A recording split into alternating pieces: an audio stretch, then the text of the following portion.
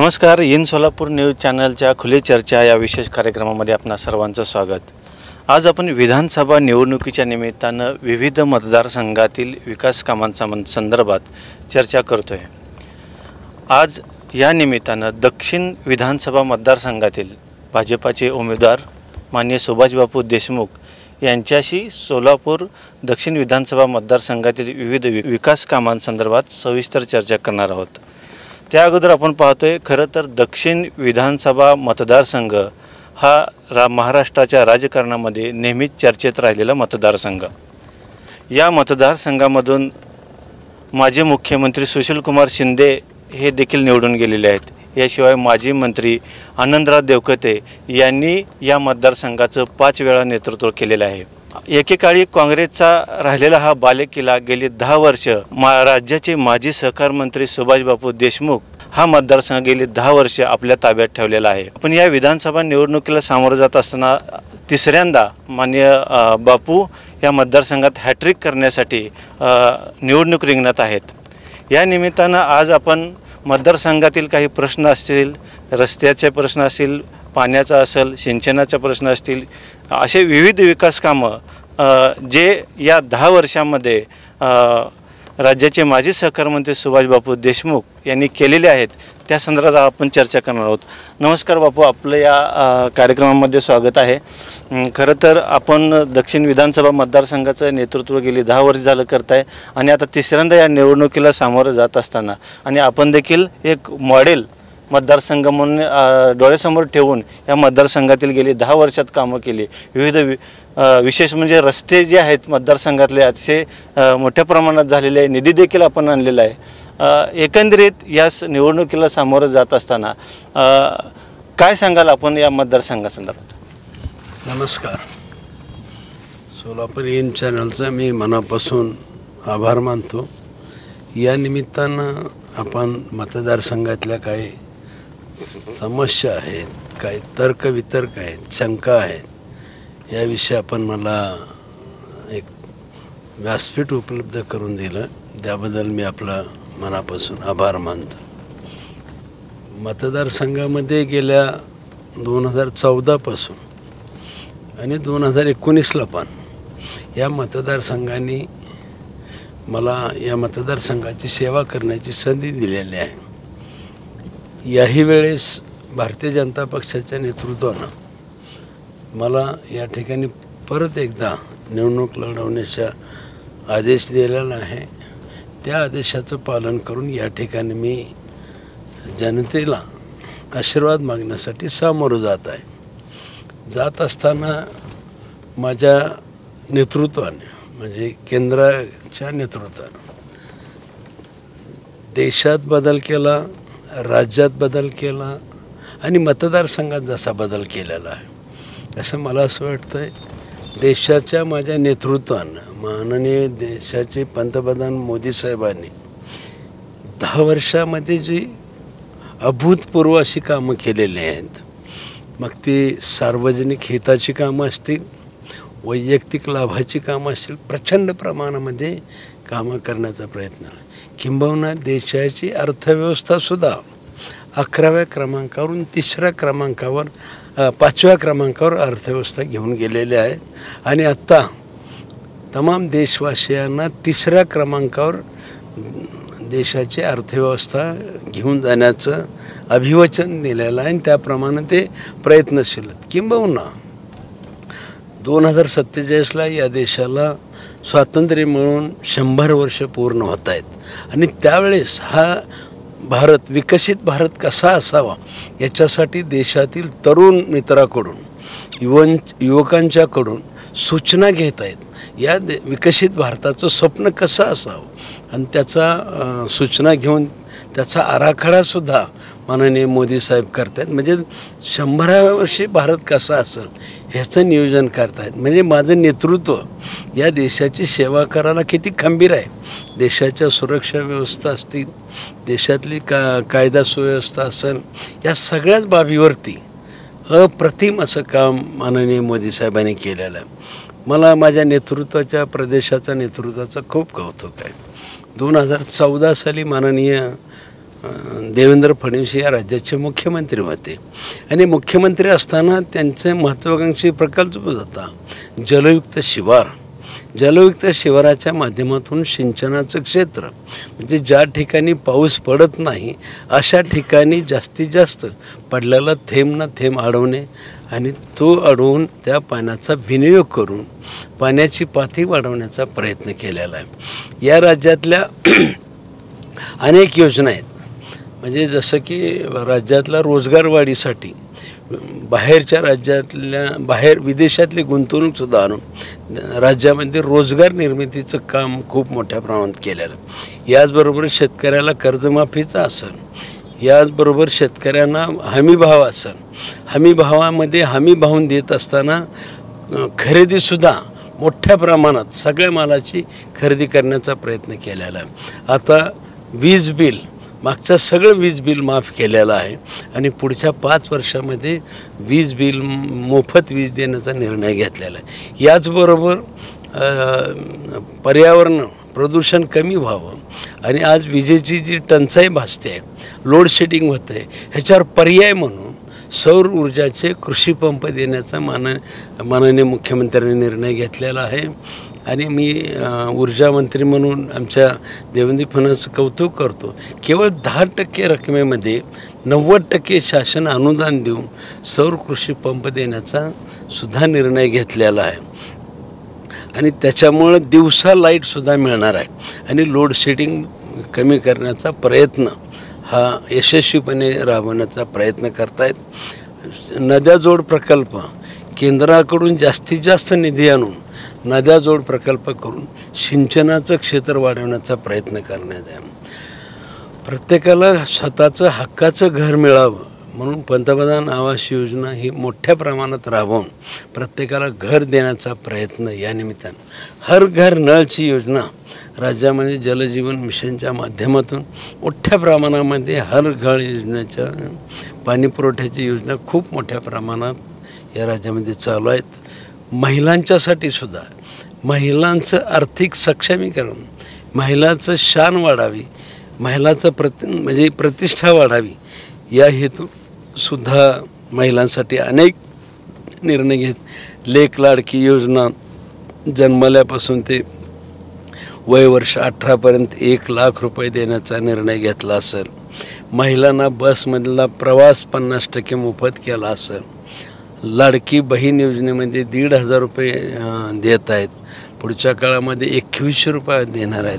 मला असं वाटतं की राज्यातलं नेतृत्वसुद्धा तेवढं दिलदार आहे म्हणजे आणि विकासावर अत्यंत अग्रेसिव्हली काम करत आहे.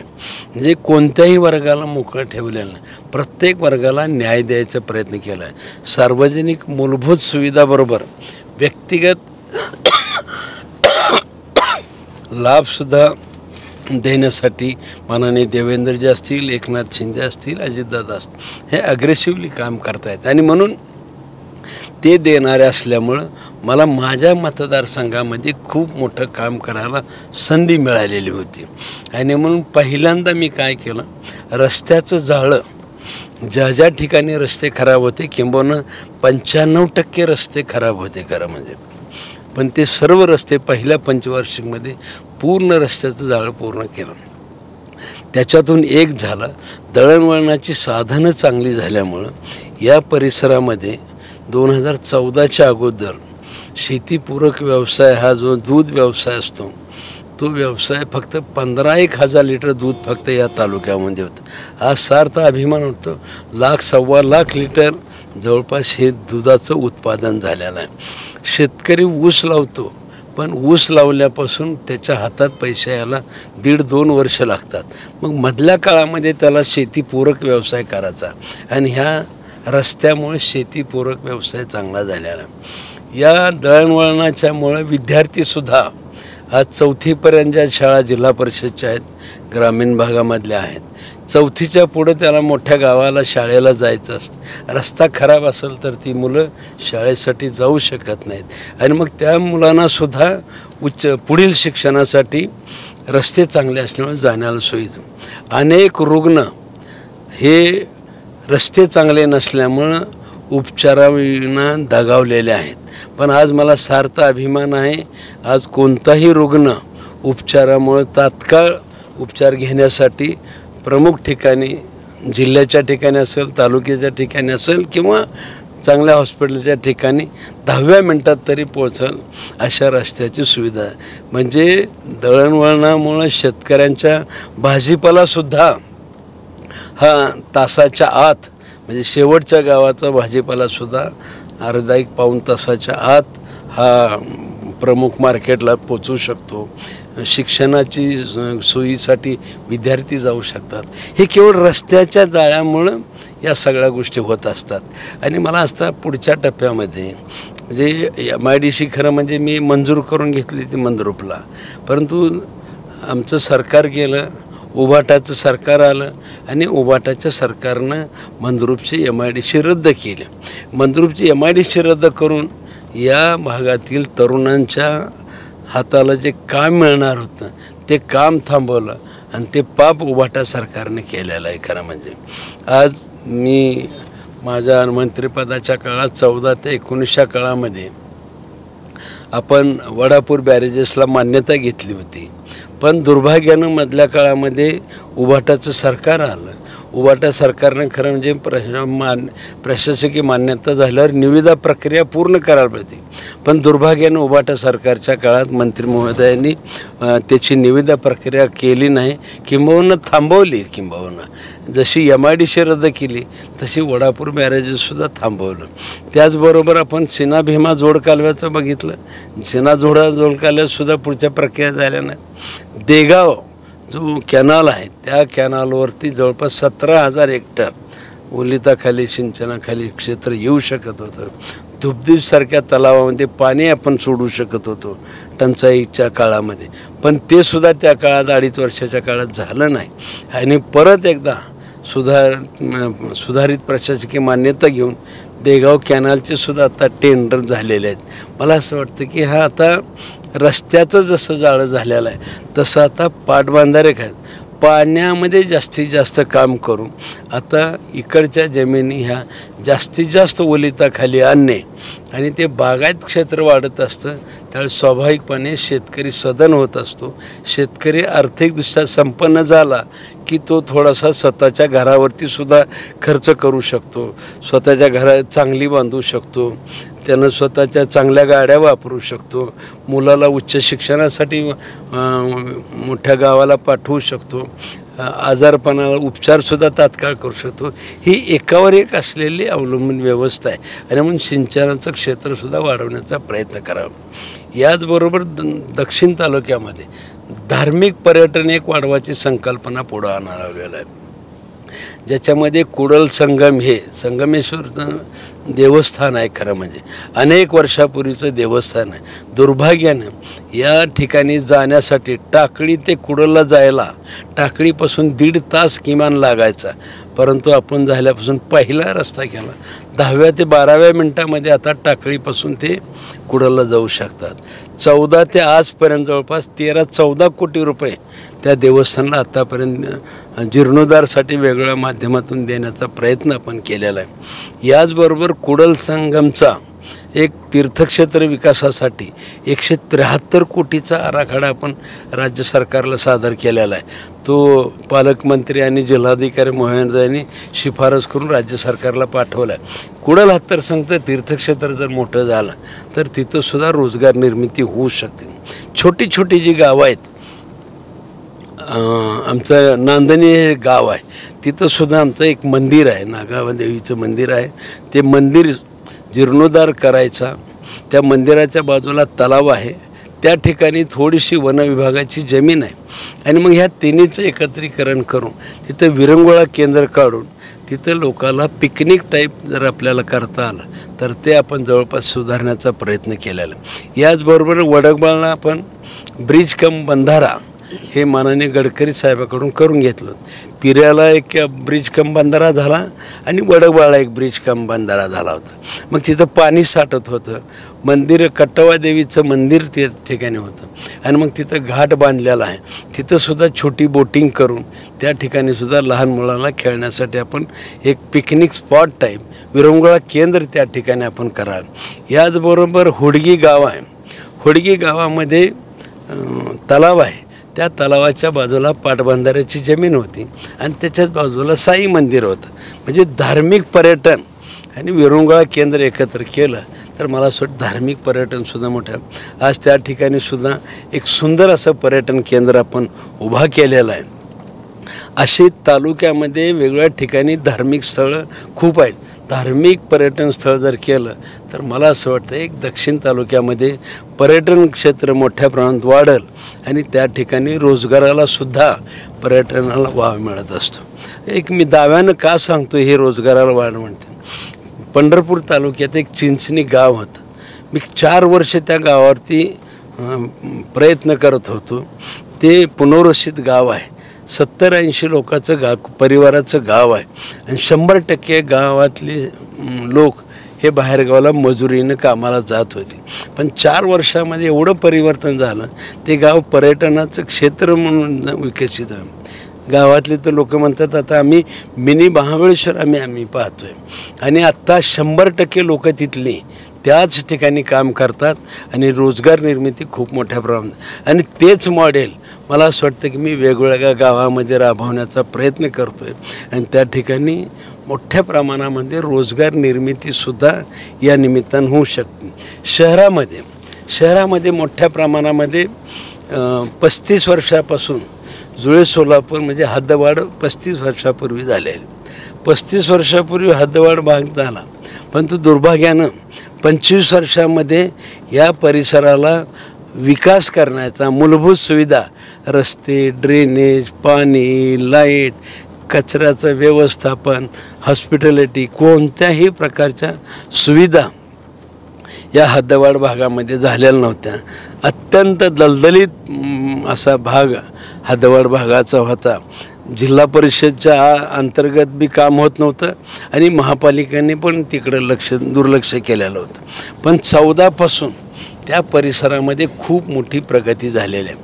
आज जवळपास ड्रेनेजच्या कामासाठी 2 टप्प्यामध्ये 350 कोटीच्या रुपयाच्या आसपास ड्रेनेजची कामं केली आणि ड्रेनेजची कामं झाल्याशिवाय रस्ते सुधारू नयेत. कारण रस्त्याच्या अगोदर जर कामं केली त्या ड्रेनेजच्यामुळं परत ते रस्ता उकडावा लागतो आणि परत दुरुस्त करण्याला डबल खर्च होतो. म्हणून आपण प्रायोरिटीनं ज्या ठिकाणी ड्रेनेज येणार नाही त्या ठिकाणचे रस्ते अगोदर करण्याचा आणि प्रमुख रस्ते जोडण्याचा प्रयत्न आपण केलेला आहे. आणि ज्या ठिकाणी ड्रेनेज येणार आहे त्या ठिकाणी ड्रेनेज झाल्यावर आता कामं केलं. सार्थ अभिमान आहे. कोणत्याही कानाकोपऱ्यात हद्दवाढ भागामध्ये जावा त्या ठिकाणी येणं प्रकारे रस्त्याची कामं करण्याचा प्रयत्न केला. आता नवीन वसाहत आहे, नवीन कामं आहेत. अंतर्गत सोसायटीच्या अंतर्गत म्हणजे पहिल्या टप्प्यामध्ये प्रमुख रस्ते केले. प्रमुख रस्त्यानंतर दुसऱ्या टप्प्यामध्ये आपण सोसायटीपर्यंत पोहोचवण्याचा प्रयत्न केला. आत्ता अंतर्गत रस्त्याची कामं शिल्लक आहेत ते सुद्धा आता टप्प्याटप्प्यानं सुरू केलेले आहेत आणि रस्त्याची कामं खूप मोठ्या प्रमाणात आता झालेले आहेत. एकही भाग असा राहिलेला नाही की त्या ठिकाणी आपण 10 वर्षामध्ये रस्त्याची कामं केलेली नाहीत. शहरामध्ये सुद्धा पिण्याच्या पाण्याच्या अडचणी आहेत. पिण्याच्या पाण्याच्या बाबतीमध्ये 35 वर्षात हद्दवाढ झाल्यापासून जी पूर्वीची पाईपलाईन होती त्याच पाईपलाईनवरती चर्चा चालू होती आणि म्हणून फडणवीस सरकारच्या काळामध्ये जवळपास 600-650 कोटी रुपयाची तरतूद करून पॅरलल पाईपलाईन करण्याचा प्रयत्न केला. त्या काळामध्ये टेंडरसुद्धा पाईपलाईनचं झालं होतं. म्हणजे उजनीपासून ते इथपर्यंत टेंडरसुद्धा झालेलं होतं. दुर्भाग्यानं परत उभाटाचं सरकार आलं आणि उभाटा सरकारने एकच धडाका लावलेला होता, देवेंद्र फडणवीसांची केलेली कामं रद्द करा, कॅन्सल करा हेच केलेलं होतं. आणि त्याच धर्तीवरती सोलापूर महापालिकेनं पाण्याची जी टेंडर काढलेलं होतं पाईपलाईनचं, पॅरलल पाईपलाईनचं, ते टेंडर रद्द केलं. रद्द करताना कोणतंही कारण ठेकेदाराला दिलं नाही. विनाकारणानं रद्द केलं आणि दुसरं निविदा न काढता ठेकेदाराला टेंडर दिलं. आपल्या सोलापूरकरांच्या सौभाग्यानं परत सरकार आपलं आलं एकनाथ शिंदेच्या साहेबांच्या नेतृत्वाखाली आणि हे महापालिकेच्या लक्षात आल्यानंतर त्यांनी तात्काळ पूर्वीचं टेंडर ज्याला दिलं होतं म्हणजे त्यांनी निविदा न मागवता दिलं होतं ते टेंडर रद्द केलं. आता रद्द केलं खरं पण मूळ टेंडरधारक जो आहे तो कोर्टात गेला. 2.5-3 वर्ष माझं टेंडर उशिरा झालेलं आहे आणि मला आता याच्यावरती या किमतीमध्ये करता येत नाही आणि म्हणून त्यांनी कोर्टात गेला. मग कोर्टात गेल्यानंतर माननीय देवेंद्र फडणवीसांनी ठेकेदार महापालिका आणि राज्य सरकार एकत्र बसवली आणि त्याची तडजोड करून त्याला थोडी नुकसान भरपाई दिली आणि त्याच ठेकेदाराला काम कंटिन्यू करायचा निर्णय घेतला आणि त्याच्यामुळं आता जवळपास त्या पाईपलाईनचं काम 90-95% काम पूर्ण झालेलं आहे.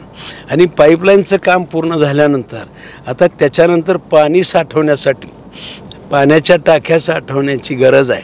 कारण पाणी साठवण्याची सोय नाही. तर पाण्याच्या टाक्या साठवल्या तर मला खात्री आहे येत्या मार्च-एप्रिलच्या नंतर पाईपलाईनचं काम तर या डिसेंबर-जानेवारीपर्यंत पूर्ण होईल आणि पुढचं जी टाक्या पूर्ण झाल्यानंतर मार्च-एप्रिलच्या नंतरसुद्धा शहराला चांगलं मुबलक पाणी पुरवठा होईल, शुद्ध पाणी पुरवठा होईल अशी मला खात्री आहे. याचबरोबर कचऱ्याचं व्यवस्थापन आपण आल्या कचऱ्याचं व्यवस्थापनावरती विशेष लागते. जास्तीत जास्त घंटागाडी पोहोचवण्याचा प्रयत्न या निमित्तानं केला.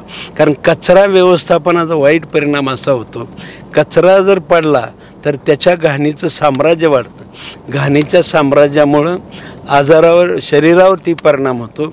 आजारी लोक पडतात. आजारी पडलं की दवाखान्याचा खर्च आणि शरीराची म्हणजे दुर्बलता म्हणजे ह्या सगळ्या गोष्टी येतात. आणि म्हणून आपण घंटागाडीनं कचरा व्यवस्थापन स्वच्छ सोलापूर ठेवण्याच्या दृष्टीनं आपण त्या ठिकाणी प्रयत्न केलेला आहे. मी सर्वांना सूचना देत असतो घंटागाडी नाही आली कचरा साठला तर तात्काळ आपल्या कार्यालयाला संपर्क करत जावा. गाडी दुसऱ्या दिवशी पाठवण्याचा प्रयत्न. लाईटचा LED बल्बमध्ये ज्या ठिकाणी बल्ब आहेत ज्या ठिकाणी पोल आहेत त्या ठिकाणी तात्काळ आपण बल्ब बसवण्याचा प्रयत्न केलेला आहे. जिथं पोल नाहीत तिथं 1-2 महिन्याच्या आत आपण तिथं पोल पाठवण्याचा प्रयत्न म्हणजे लाईटचं व्यवस्थापन लाईट मॅक्झिमम ठिकाणी कचरा व्यवस्थापन केलेलं आहे. पाण्याचं आपण केलेलं आहे. आता 3ऱ्या टप्प्यामध्ये ड्रेनेजचं सर्वेक्षण चालू आहे आणि ते झाल्यासुद्धा 200-250 कोटी रुपये जे लागतील ते येत्या सरकारमध्ये आपण करून घेऊन ड्रेनेजचं सुद्धा पूर्ण काम करून घेतो आहे. रस्त्याचं सुद्धा काही रस्ते आहेत की आज उदाहरणार्थ आसरा पूल आहे मला सुद्धा मी गडकरी साहेबाकडून पैसे मंजूर करून घेतलं काम मंजूर करून घेतलं त्याचं निविदा काढली पण ते आपल्याला पाईपलाईन अंतर्गत पाईपलाईन होती पिण्याची पाईपलाईन काढावी लागते आणि त्याचा खर्च मोठा असल्यामुळे ते थांबलेला आहे. त्याला जवळपास 13 कोटीची आवश्यकता आहे आणि ती 13 कोटीसुद्धा आता सरकारकडे आपण प्रस्ताव दिलेला आहे. महापालिकेकडे तेवढे पैसे नसल्यामुळे ते राहिलेलं आहे आणि ते महापालिकासुद्धा आता ते प्रस्ताव पाठवलेला आहे. त्याचे पैसे आल्यानंतर ते सुद्धा काम तसं आसरा चौक ते विजापूर रोड हा 4 पदरी रोड करायचा आता भविष्यामध्ये माझ्या डोक्यात आहे. कारण रस्ता मोठा आहे वर्दळ भरपूर आहे वाहतूक मोठ्या प्रमाणात आहे आणि म्हणून ते सुद्धा करण्याचा आपण पुढच्या काळामध्ये प्रयत्न करतो आहे. अनेक ठिकाणी सोसायटीच्या जागा आहेत मग ह्या जागेच्या ठिकाणी सुद्धा मी राज्य सरकारला विनंती केलेली आहे की या ठिकाणी विरंगुळा केंद्र ज्येष्ठ नागरिकांसाठी असेल लहान मुलांच्यासाठी असेल महिलांच्यासाठी असेल छोटे छोटे विरंगुळा केंद्र कसे काढता येतील ह्याचासुद्धा आपण राज्य सरकारकडे प्रयत्न करतो आहे. परंतु अनेक सोसायटीमध्ये अडचण एक आहे की सोसायटीच्या जागा महापालिकेला हस्तांतर न झाल्यामुळं त्या ठिकाणी शासनाचे पैसे खर्च करता येत नाही. तरी परंतु ज्या ठिकाणी मैदानं आहेत शासकीय मैदानं असतील शासकीय जागा जर हस्तांतर केले असतील तर त्याही ठिकाणी विरंगुळा केंद्र काढायचा प्रयत्न करतो आहे. किंबहुना सिद्धेश्वर वनविहारमध्ये सुद्धा त्या ठिकाणी जसं SL वर्ल्डला तिथं मुंबईला आहे तशा धर्तीवरती इथं 600 एकर जमीन आहे. मला असं वाटतं की पुढच्या काळामध्ये म्हणजे या 600 एकराचा वनविभागाचा जास्तीत जास्त उपयोग करून सोलापूरला एक मोठं एक प्रेक्षणीय स्थळ म्हणून एक कल्पना आहे त्या ठिकाणी ते राबवण्याचाही तेही प्रयत्न करतो आहे. पहिल्या टप्प्यामध्ये 9-9.5 कोटी रुपये त्याला आत्ता सुधीरभाऊ मुनगंटीवारांनी मंजूर केलेले आहेत आणि DPDCच्या माध्यमातून त्याचंही काम आता टप्प्याटप्प्यानं चालू आहे. मला असं वाटतं आहे की अशी एक ना अनेक कामं आहे ती तुम्हाला सांगायला दम भरेल एवढी कामं मी सांगू शकतो.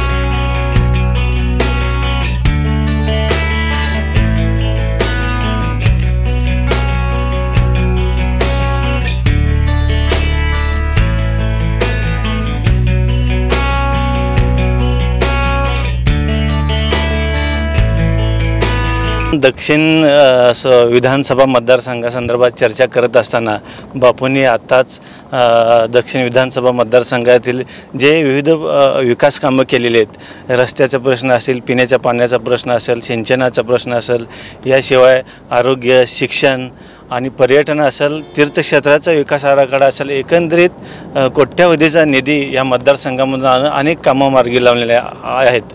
आणि त्या दृष्टिकोनातून आपण आता सविस्तर चर्चा करत असताना खरं तर या दक्षिण विधानसभा मतदारसंघामध्ये एक शहरी भागही येतो आणि ग्रामीण भागही येतो. आणि शहरी भागाच्या समस्या वेगळ्या आहेत, ग्रामीण भागाच्या समस्या वेगळ्या आहेत. आत्ताच आपण म्हटल्याप्रमाणे 1992ला सोलापूर शहराची हद्दवाढ झाली आणि हद्दवाढ होऊन जवळ 30-35 वर्ष होत आलेत आणि या तितक्याच पद्धतीने शहरीकरण वाढलं. शहरीकरण वाढल्यानंतर हद्दवाढचा विकास देखील तितक्याच पद्धतीनं व्हायला पाहिजे आणि तसा वाटचाल सुरू आहे. आपण देखील या मतदारसंघामध्ये कामं केलेली आहेत. तरी देखील विरोधकांकडून आरोप प्रत्यारोप होतात. निवडणूक आहेत, काय सांगाल याबाबत?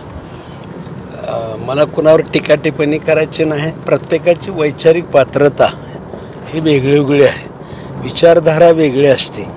मी माझं काम करत असतो, मला कोण काय म्हणतंय काय नाही ह्याच्यावर मी कदापि विचार करणार नाही. उलट विरोधक जे सांगतात ते माझ्यासाठी सूचना म्हणून मी गृहीत धरतो आणि मी माझ्यात सुधारणा करण्याचा नक्कीच प्रयत्न करत असतो. शहरी भागामध्ये काम करत असताना शहरातल्या मूलभूत गरजा आहेत खरं म्हणजे ड्रेनेज, पाणी, रस्ते, आरोग्य, शिक्षण. त्या ठिकाणी आम्हाला आता नव्यानं मी विचार करतो आहे की विरंगुळा केंद्र असतील, स्वच्छता असेल म्हणजे कचरा व्यवस्थापन असेल, ह्या मूलभूत स्वच्छ सोलापूर असावं असं वाटतं. आणि सोलापुरातल्या तरुणांना रोजगार पाहिजे आहे. मला असं वाटतं की सार्थ अभिमान वाटतो आहे. एकीकडं अनेक जण कधीतरी सांगतात की सोलापूरची लोकसंख्या कमी होत चालली आहे, पण मी माझ्या मतदारसंघाचं बघतो आहे की या वर्षभरात जवळपास 1 लाख मतदार वाढलेले आहेत. जवळपास गेल्या 14पासून ते आत्तापर्यंत 1 लाख मतं वाढलेत. म्हणजे लोकांची इथं येण्याचा ओघ वाढलेला आहे. लोकांना खात्री झाली की आत्ता डेव्हलपमेंट व्हायला लागलेले आहे, आत्ताच आपण जाऊन राहावं, आत्ताच इथं डेव्हलपमेंट करून घ्यावी, परत जागेचे दर वाढतील. आणि हे मला असं वाटतं की लोकांचा ओघ हा दक्षिण मतदारसंघात येण्याचा एकमेव कारण आहे. या मतदारसंघात या परिसरामध्ये होत असलेली रस्त्याची कामं, होत असलेली ड्रेनेजची कामं, यातल्या ठिकाणी पाणी पुरवठ्याचं व्यवस्था असेल, कचऱ्याचं व्यवस्थापन असेल, आरोग्याचं व्यवस्थापन असेल, या मूलभूत सुविधा ज्या आहेत या ठिकाणी किंबहुना पुढच्या काळामध्ये आपण विरंगुळा केंद्राचा सुद्धा आपण भविष्यामध्ये विचार करू. त्यामुळे मला असं वाटतं की शहरी मतदारसुद्धा हा त्याच्या आवडीनिवडीप्रमाणे कसं काम करता येईल तो सुद्धा आपल्याकडं आराखडा तयार आहे. शहरामध्ये अनेक उद्योग उभा करू इच्छितात.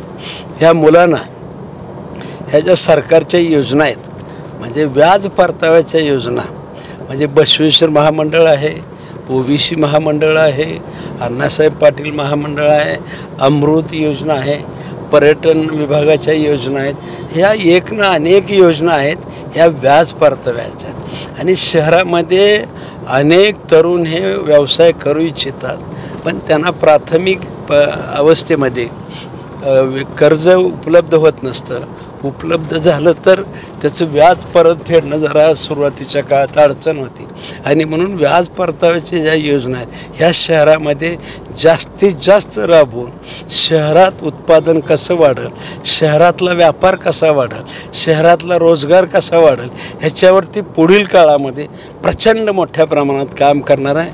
गेल्या वर्षभरात मला सार्थ अभिमान आहे, लोकमंगल बँकेच्या माध्यमातून 2000 मुलांना 150 कोटी रुपयेपर्यंत कर्ज वाटून अनेक मुलं स्वतःच्या पायावर उभा केले आहेत असं मला वाटतं. आपण आत्ताच म्हटल्याप्रमाणे ज्या मतदारसंघामध्ये विकास कामं मोठ्या प्रमाणात केलेली आहेत, पण या निवडणुकीची धामधूम आहे. निवडणुकीच्या निमित्तानं आरोप प्रत्यारोप होतात, परंतु आपण विरोधकांवर देखील टीका करण्याचं टाळता हे दिसून आलं. हे करत असताना एक समोरच्या विरोधकांनी आपल्यावर जे आरोप केले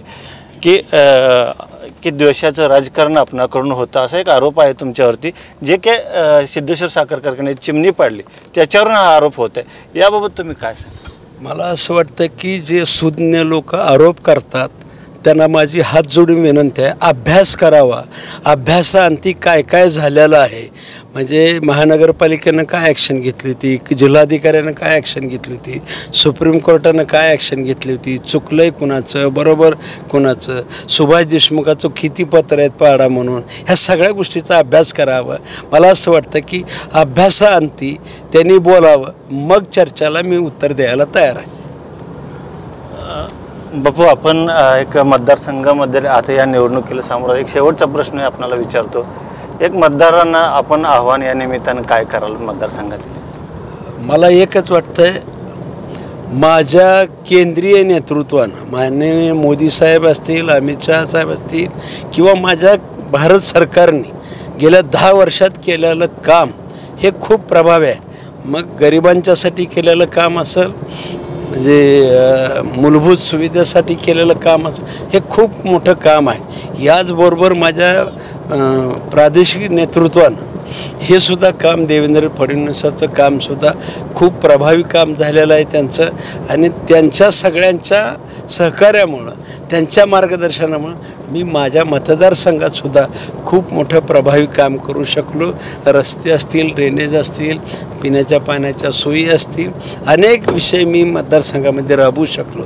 किंबहुना सर्वात जास्त माझा दावा आहे, जेवढे जेवढे उमेदवार आहेत त्या सर्वापेक्षा जास्त सामाजिक काम गेल्या 20 वर्षापासून मी करतो आहे.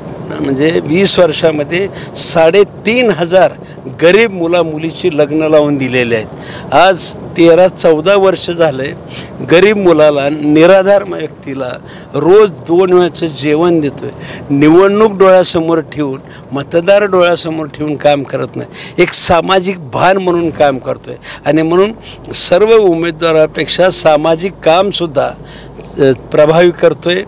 सरकारचं कामसुद्धा मतदारसंघामध्ये राबवण्यासाठी ते सुद्धा काम करतो आहे. आणि म्हणून सुज्ञ नागरिकाला माझी नम्रपणाने विनंती आहे, या सगळ्या गोष्टीचा अभ्यास करून भारतीय जनता पक्ष युतीचा उमेदवार म्हणून मला काम करण्याची संधी 100% देतील अशी अपेक्षा आहे.